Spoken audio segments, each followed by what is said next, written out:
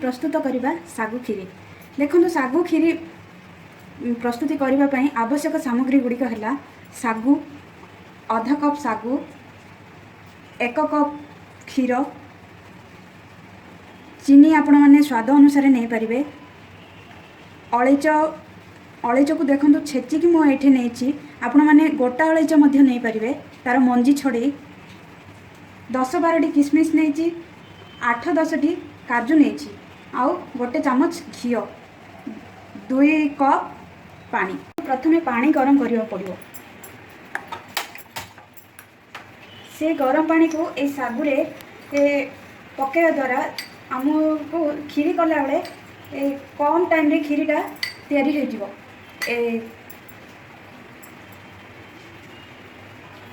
देखु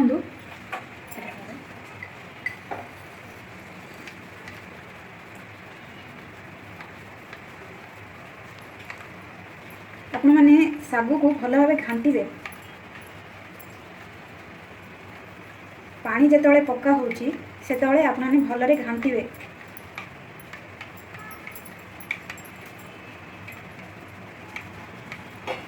या 10-15 मिनट बतुरे रखिए। काजूटा प्रथम भाजीदे गोटे चामच घी काजू आपण मैंने भाजीदे हेले तार टेस्टा भल आसो भाजवा द्वारा।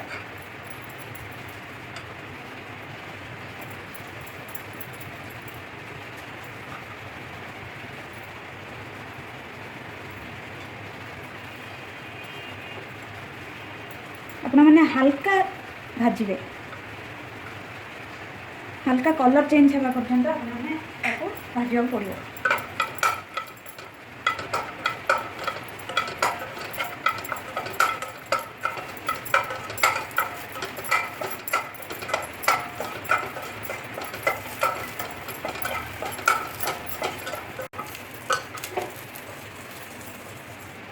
काजूटी को अन्य एक जगार रखी बर्तमान आम क्षीरटा को गरम करवा।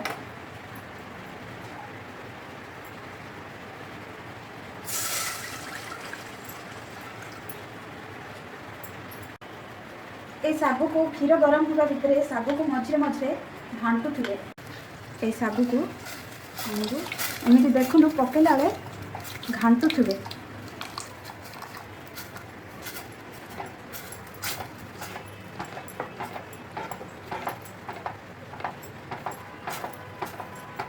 चुली को सीम करने पड़ो।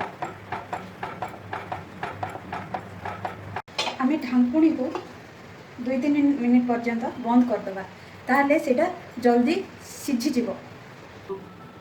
आमर ये भितर 3 मिनिट हो सारा ढांकुणी खोली आपन देखा पड़ो सागु सीझी कि ना।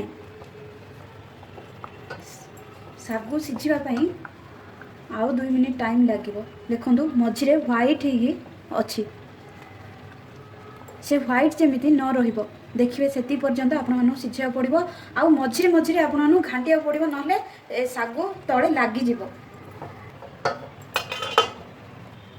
बर्तमान घोड़नी खोलिए देखिए सागु केमी देखो सागु गुड़िक प्राय सीझी आसला। देखो बर्तमान आपने चीनी पकेबे चीनी स्वाद अनुसार नेबे। चीनी पकेला बेले आपने एमती घांटे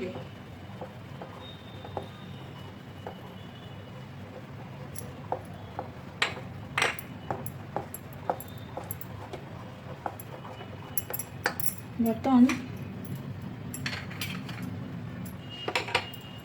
देखो काजू गुड़िक ढाली किसमिश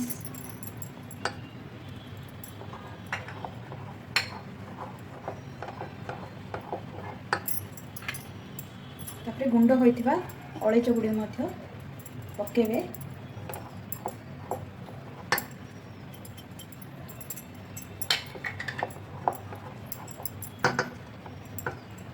ढांकुणी दे आपण या बंद करदे।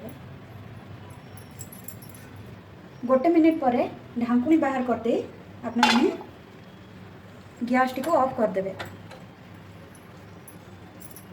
ଦେଖନ୍ତୁ ଆମର ପ୍ରସ୍ତୁତ ହୋଇଗଲା ଶାଗୁ କ୍ଷୀରି।